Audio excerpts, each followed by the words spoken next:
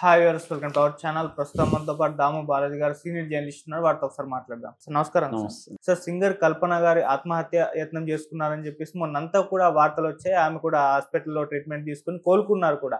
ఆ తర్వాత రకరకాల స్పెక్యులేషన్ స్టోరీస్ వచ్చాయి. వాళ్ళ కూతురు వల్లే ఈ విధంగా చేసుకుందని, వాళ్ళ భర్త హస్తం ఉందని చెప్పేసి కూడా అన్నారు.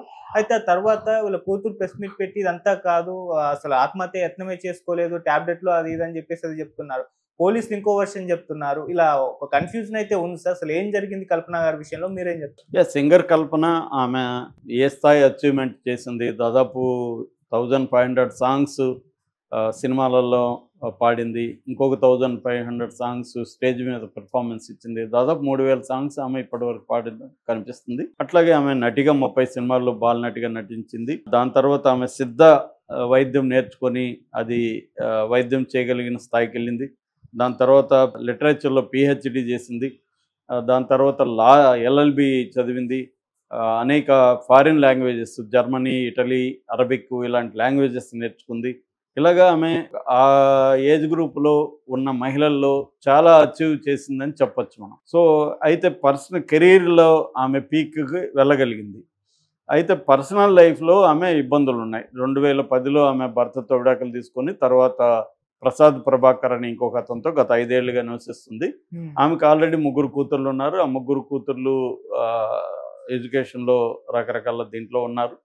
సో పర్సనల్ లైఫ్లో ఆమె కొంత ఇబ్బందుల్ని ఎదుర్కొంటుంది. కెరీర్ కూడా ఇప్పుడు ప్రజెంట్గా చూసినప్పుడు ఆమెకి గతంలో ఉన్న ఛాన్సులు లేవు. ఎందుకంటే ఓవరాల్గానే సింగర్స్ చాలామంది క్రైసిస్లో ఉన్నారు. ఎందుకంటే మనకిప్పుడు ఇంతకుముందు 6 పాటలు ఉంటే 12 మంది సింగర్స్ ఉండేవాళ్ళు, మేల్ ఫిమేల్. అలాగా ఇప్పుడు ఏంటంటే ఆటో ట్యూన్ వచ్చేసింది. తర్వాత సునో ఏఐ లాంటి ఏఐ బేస్డ్ వచ్చేసి సునో ఏఐలో నువ్వు లిరిక్ ఇస్తే అదే పాడేస్తుంది. అది మనం కనిపెట్టలేం కూడా. నేను మొన్న మా ఫ్రెండ్ ఒకతను షేర్ చేస్తే వింటే 2 వెర్షన్లు మనకి ఎంత ఇప్పుడు దీన్ని కొద్దిగా స్లో పేస్లోకి తీసుకెళ్ళంటే స్లో పేస్లోకి తీసుకెళ్తుంది. ఏ రాగం అడిగితే ఆ రాగంలోకి తీసుకెళ్తుంది. తెలుగు కూడా చక్కగా చేస్తుంది సునో ఏఐ. సో అటువంటి వచ్చేసినప్పుడు ఆటోమేటిక్గా సింగర్లకి ఛాన్సులు పడిపోతాయి. అలాంటప్పుడు ఏంటంటే ఓన్లీ సింగింగ్నే కెరీర్గా పెట్టుకునే వాళ్ళకి కష్టం అవుతుంది. అందుకని వీళ్ళు వేరే ఈమెకు కూడా అది ఉన్నట్టుంది. అందుకని వేరే దాని మీద కూడా ఇచ్చేసింది. ఈమె డబ్బింగ్ ఆర్టిస్ట్ కూడా నిజానికి కెరీర్ అయితే ఈమెకి సక్సెస్ అయింది. కాకపోతే ఏంటంటే మనకి ఏది లేదో అది కావాలని మనుషులు పరిగెత్తా ఉంటారు. అందుకనే ల్యాక్ ఈజ్ పర్మనెంట్ అంటాడు లక్కాన్ అనే ఒక సైకాలజిస్ట్. ల్యాక్ అంటే కొరత. నీకు ఎప్పుడు కొరత అనేది ఎప్పటికీ ఉంటుంది.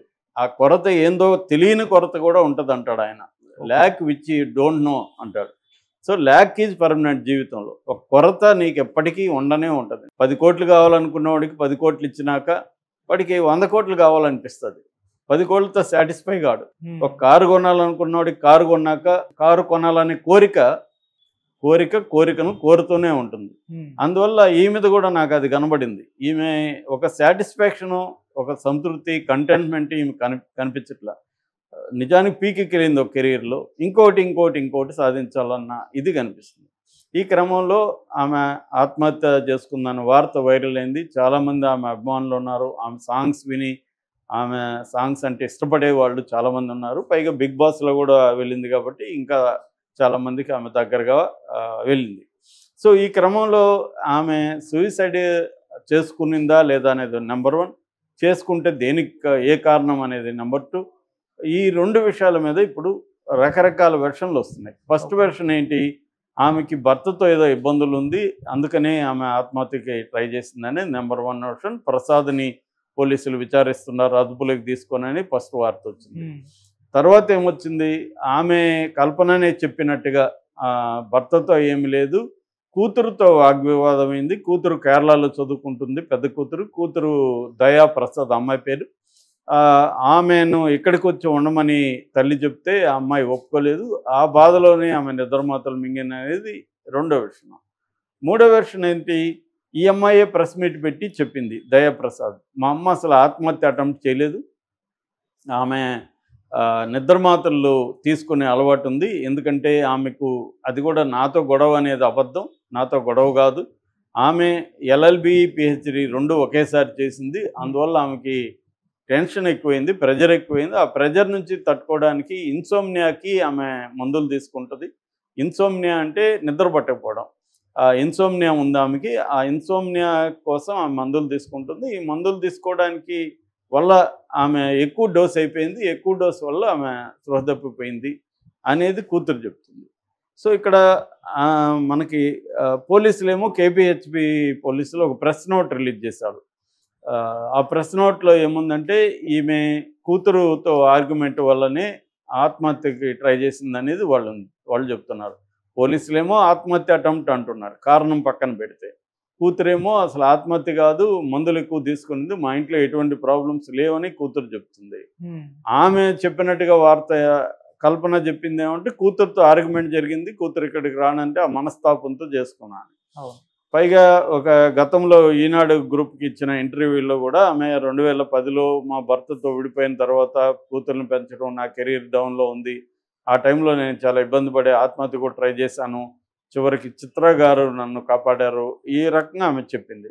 అంటే ఇవన్నీ చూసినప్పుడు మామూలుగా చాలామందికి ఉన్నట్టే ఇవాళ మన అందరికి కూడా ఏదో ఒక ఫిజికల్ మెంటల్ ప్రాబ్లమ్స్ ఉంటాయి. కెరీర్లో కావచ్చు, పర్సనల్గా కావచ్చు.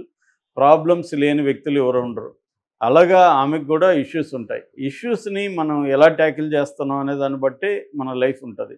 సో ఆమె ఒక్కోసారి ఏంటంటే మన లైఫ్ ఏది కూడా మన కంట్రోల్లో ఉండదు. మనం ట్యాకిల్ చేయాలనుకున్నా కూడా మనం చేయలేము. అంటే పరిస్థితులు మనల్ని డామినేట్ చేస్తాయి. అలాంటప్పుడు చాలామంది దాంట్లో ఉండలేరు, వెనక్కి రాలేరు. ఎవరో ఒక కొటేషన్ పెట్టారు నిన్న, అదేంటంటే మనం కాన్ఫ్లిక్ట్ని శాంతి కోసం అవాయిడ్ చేస్తాం. అంటే ఇప్పుడు నీతో నాకు గొడవ ఉంది, నేను గొడవ పడితే నా పీస్ ఆఫ్ మైండ్ పోతుందని నేను ఆ గొడవను అవాయిడ్ చేసి వెళ్ళిపోతాను. దానివల్ల ఏమవుతుందంటే you create a war in your mind అని.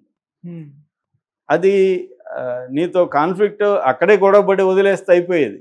కానీ గొడవ పడకుండా నేను ఇలాగ పేరుకుంటా పోయాను 10 సంఘటనలు ఒక నెలలో, నా లోపల అది వార్ లాగా తయారవుతుంది. సో అది తినేస్తూ ఉంటుంది అన్నమాట. అందుకని కాన్ఫ్లిక్ట్ని ఎలా డీల్ చేయాలనేది పెద్ద విషయం. ఇప్పుడు ఈమెకి ఖచ్చితంగా కాన్ఫ్లిక్ట్ ఉండొచ్చు, కూతురుతో ఉండొచ్చు, భర్తతో ఉండొచ్చు. కాన్ఫ్లిక్ట్ లేని కుటుంబాలు ఏవి ఉండవు. ఏదో కుటుంబం అన్నాక కాన్ఫ్లిక్ట్స్ ఉంటాయి. వాటికి అసలు ఈ నిద్ర పట్టని దానికి ఈ మెడికేషన్లోకి వెళ్ళడమే ఒక డేంజర్. ఎందుకంటే చాలాసార్లు ఈ సైకాట్రిక్ డ్రగ్స్ సైడ్ ఎఫెక్ట్లు విపరీతంగా ఇస్తాయి. డిప్రెషన్ ఉంటుంది. ఆమె కూడా అది చెప్పింది కూడా ఇంటర్వ్యూలో, నాకు డిప్రెషన్ ఇవన్నీ కూడా వచ్చాయి గతంలో. ఏదో ఒక టైంలో కొంత డిప్రెషన్ ఉంటుంది, యాంగ్జైటీ ఉంటుంది, న్యూరోటిక్ డిజార్డర్ ఉంటుంది, రకరకాల ఇష్యూస్ అందరికీ ఉంటాయి. అదేం తప్పు కాదు. వాటిని మనం ఎలా డీల్ చేస్తున్నాం అనేది వెరీ ఇంపార్టెంట్. అక్కడ మామూలుగా అయితే ఇటువంటి వచ్చినప్పుడు బిజీగా ఉండడం, మనం ఏదో ఒక పనిలో ఉండడం, అది వీలైనంత వరకు మనకు నచ్చిన పని అయితే ఇంకా బెటర్, లేదంటే ఆ పని వల్ల కూడా మరింత పెరుగుతుంది మనకు నచ్చని పని చేయడం వల్ల. అలాంటివి ఉండడం వల్ల కొంతవరకు మనకి బ్యాలెన్స్ అవుతుంది. అలాగే నచ్చిన పనులు చేయడం, నచ్చిన ఫ్రెండ్స్తో గడపడం. మళ్ళీ టాక్సిక్ పీపుల్ కొంతమంది ఉంటారు, వాళ్ళు మన లోపల దాన్ని గుచ్చి లేపి దాన్ని ఇంకా ఎక్కువ చేస్తుంటారు. అలాంటి వాళ్ళని అవాయిడ్ చేయడం, ఇలాంటి కొన్ని జాగ్రత్తలు తీసుకోవాలి. లేదా సైకాట్రిక్ ట్రీట్మెంట్, మంచి సైకాలజిస్టో లేదా సైకాట్రిస్ట్ అయితే మందులు కూడా ఇస్తారు, సైకాలజిస్ట్ మందులు ఇవ్వడానికి లేదు, ఓన్లీ కౌన్సిలింగ్ మాత్రం ఇస్తారు. అలాగా తీసుకోవడం అనేది కూడా అవసరం. ఏదేమైనా బ్యాలెన్సింగ్ అవసరం. కల్పన చాలామంది ఏంటంటే ఆమెను ఇంత ఘోరంగా మీడియా ఇచ్చేస్తుందని